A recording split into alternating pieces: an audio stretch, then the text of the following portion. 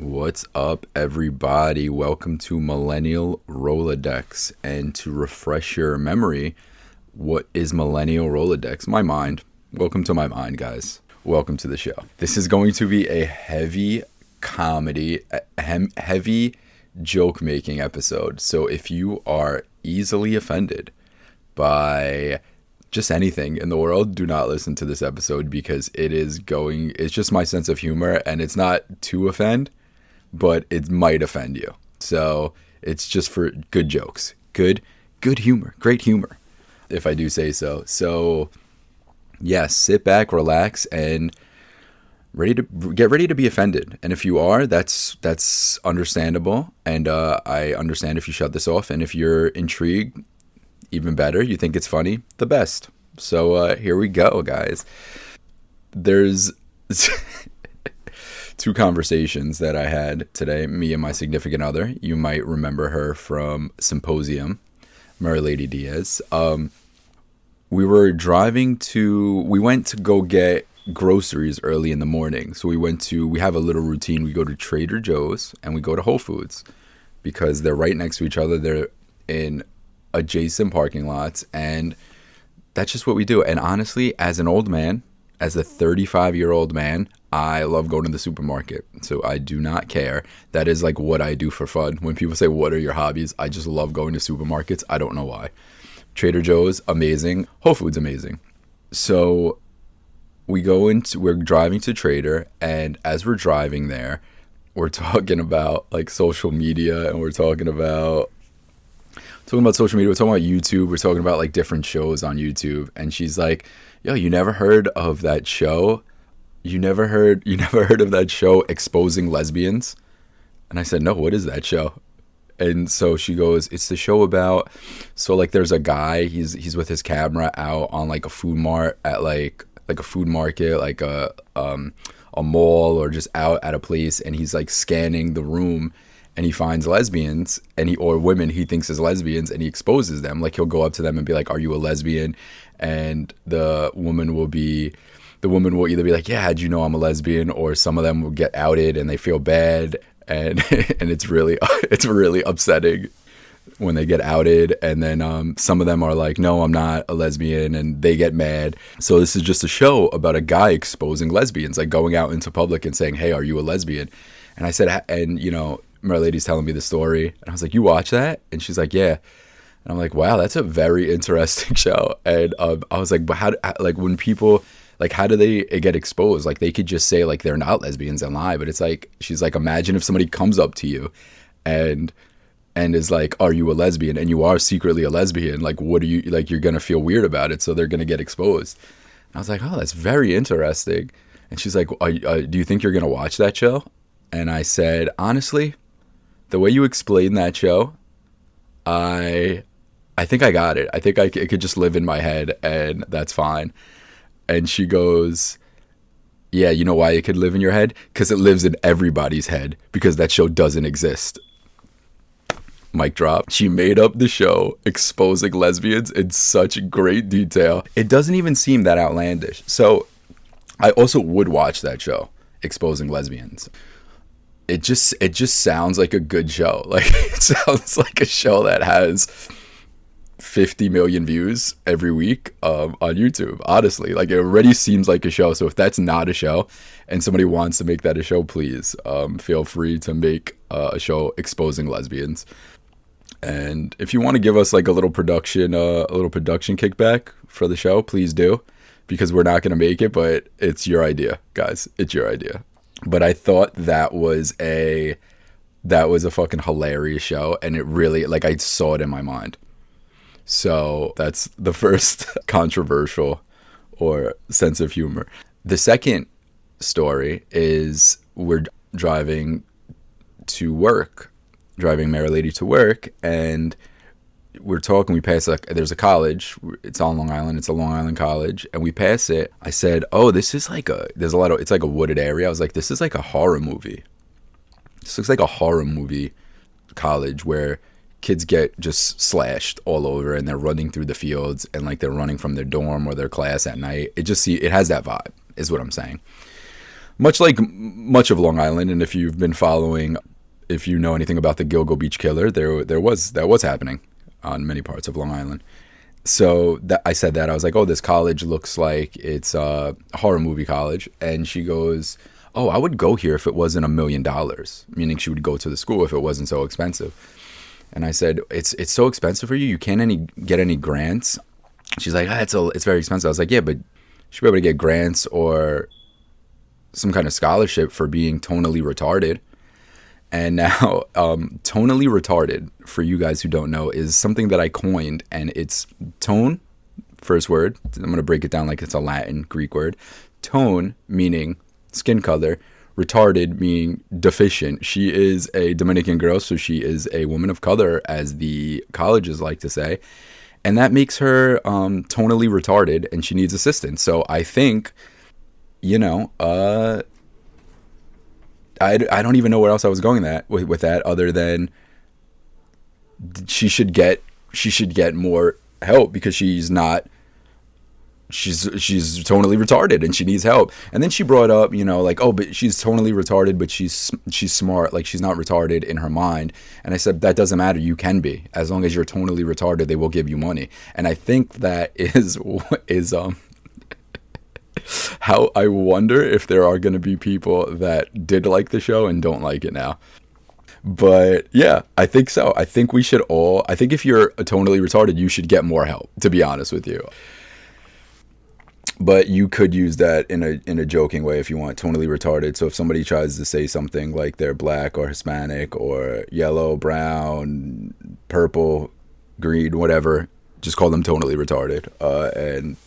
And that will, you'll all laugh. If they're real friends, they'll laugh. If they're not, then you just need to really figure out who your friends are, guys. So that was that. That's it. I think that's all. Oh yeah, that was the humor. That was the humor of it. If you like that humor, if you don't, I'm sorry. So I think this is a good foundation to like really realize who. Like where my sense of humor is. So this is my sense of humor. And if you want, I think you need to be able to make fun of people. Make fun of people's sex and religion and skin color and anything. I mean, white people are funny. They can't dance. That's funny, guys. These things are funny. Jeez Louise. I make myself laugh, honestly. This would be better if I had if there was a guest on this episode, because it is hard being racially insensitive and just talking into a microphone. What else? Let's talk about race. What else? Oh, I talk so much shit about AI on this and everything, but I use it also. Once again, I contradict myself, and I used it. I put up a couple pictures to AI, and I was like, what ethnicity am I? So it's kind of like I did a 23andMe, but with pictures. And AI, and it said that I was Latino, Hispanic, possibly Dominican, Puerto Rican, or Cuban. Got that right. I am one of my many things. I am Cuban. It said also might be Arabic or Middle Eastern.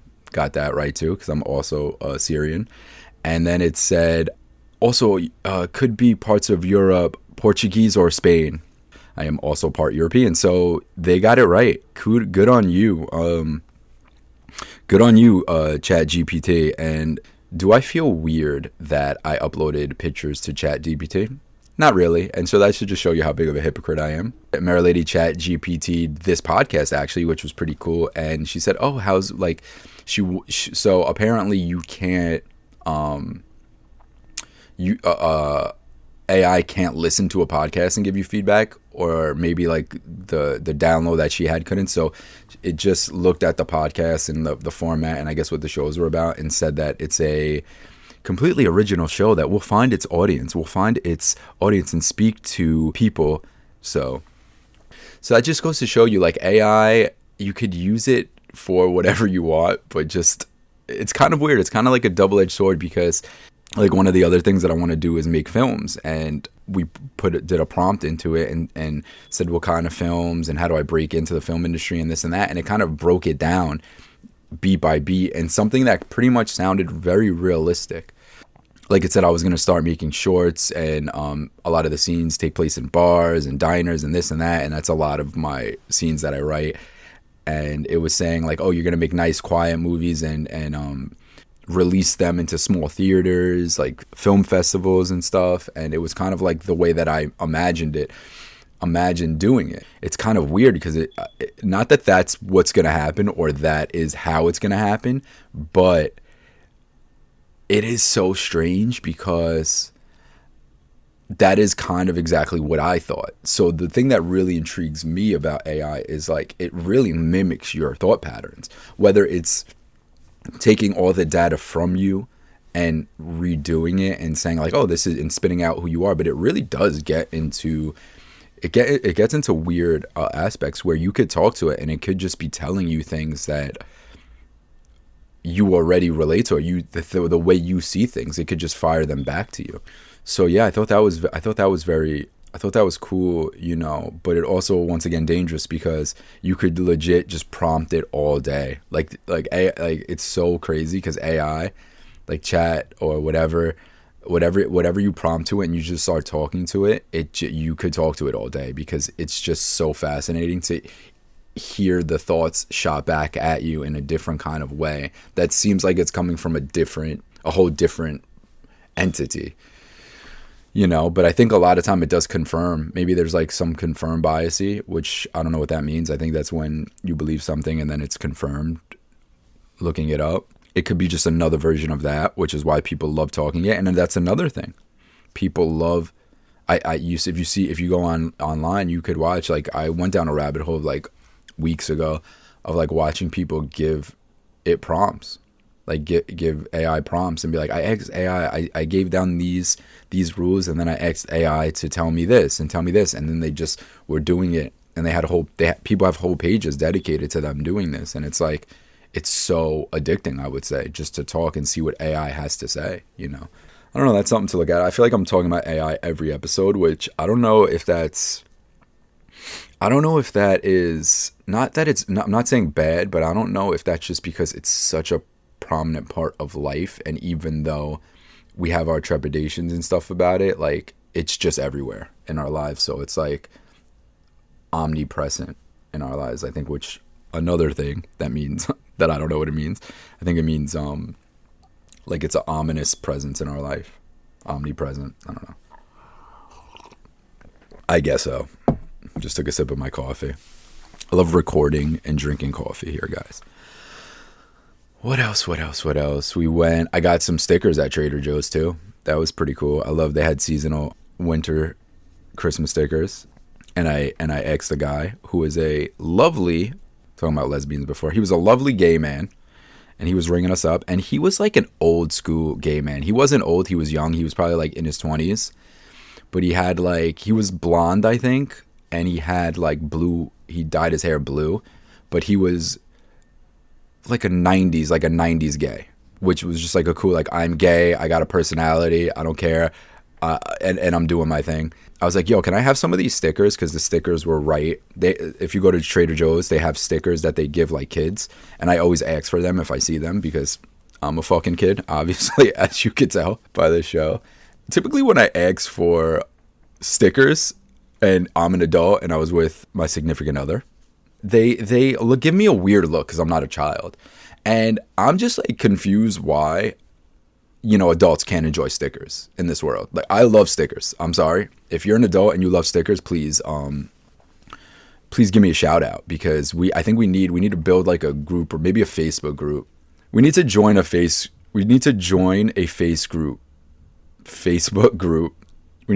a Facebook group of adults who love stickers, guys. All right. So adults who love stickers, if you're part of that crew, please let me know. The guy, the lovely's throwback to the 90s, millennial gay kid, goes, I asked if I could have some stickers. They were just right there. He's like, yeah, take as many as you want, with a little more spice to it. He's like, yeah, take as many as you want. And I said, for real? He's like, yeah. So I grabbed them and I just started, the stickers were in a fruit by the foot, like rolly thing. So I like was unrolling it and just like broke them off. I took a substantial amount, I would say 20 stickers. And I was like, thank you, man. Every time I ask people for these, that like I ask other people and they look at me weird, He's like, what are you talking about? I love stickers. I was like, thank you, man. Thank you for this. I feel seen right now, bro. Thank you. I would give you his name, but he wasn't wearing his name tag, which is very interesting. I don't know if you guys do this, but when I'm going to like a place like that and I know that they always have name tags, I always try to look at the name tag to say their name. Maybe that's because I do something sort of in customer service, so I'm always looking at people's names. But yeah, he didn't have, I don't know what his name was, so I'm just going to say his name was like, I'm going to call him Zach. So Zach, thank you, Zach from Trader. You were dope. And thank you for not making me feel judged about my stickers, which my significant other was like, Michael, you're taking too many stickers right now. And I said, no, I've just got to make sure I have all of the different kinds of stickers there are, because they were Christmas stickers. And so then she was like, oh, you're going to give them to the kids? And I said, meaning our niece and our nephew. And I said, sure, the kids are going to get these.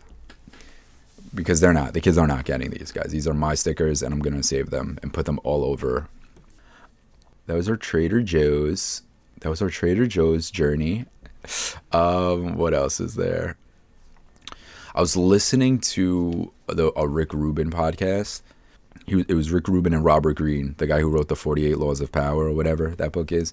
And they were talking. It was a pretty good convo. Like I said in a past episode, I haven't really read any of Robert Greene's stuff, but he's big on like how to manipulate people, but how to gain things, like function in this world. And I hear him in like little snippets doing little quotes, and I like his vibe. I like his talk, and I think he's pretty honest, like about himself and his books and stuff. He was telling a story about how when he was younger he had a job with this lady. I think it was a French lady. What is she was like an okay lady, but I could tell she didn't like me. And Rick Rubin was like, he was laughing, and he goes, how do you know that? And Robert Greene was like, you could just tell when people don't like you. And I felt like she just didn't like me.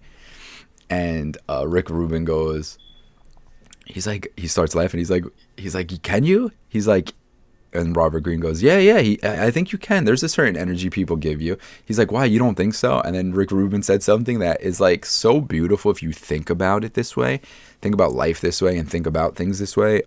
He goes like, don't you think you could tell people don't like you? And Rick Rubin goes, I don't think people think about you when you're not around, or I don't think they think about you that much. And I was like, that's so fucking interesting, because most people, like, if you think about that, like, we all have that thought process, right, of people that are going around, and this person's being an asshole to me, this person's being mean to me, and like people have some vendetta against us. And Rick Rubin's idea is like, I don't think people care that much about you. And when you think about that and really let that marinate in you, there's such a beautiful, profoundness to it. I can't think of another word. There's a profoundness to that statement that people don't care. Like, we have all of these stories that we're telling ourselves about how people think, what people think of us, this and that. And it's like, it's not that big of a deal. Just keep on going and moving in your life. Like, people hate you, probably don't even care about you, probably don't even know about you, probably don't even think about you in that way. It's just whatever they're going with, whatever we're doing. It's the story that we're telling ourselves about them and how they feel. That kind of actually reminds me, I used to watch the show Mad Men. That's one of my favorite shows ever. John Hamm's character is like this big shot. If you haven't seen the show, he's a big shot ad man from like the 60s.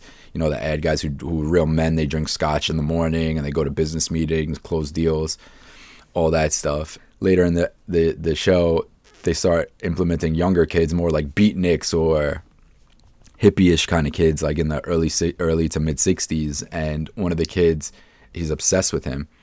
So the kid goes home, he's like obsessing over like the job, the office, everything. And then he comes into work one day, and he's like a neuronic, like Jewish guy.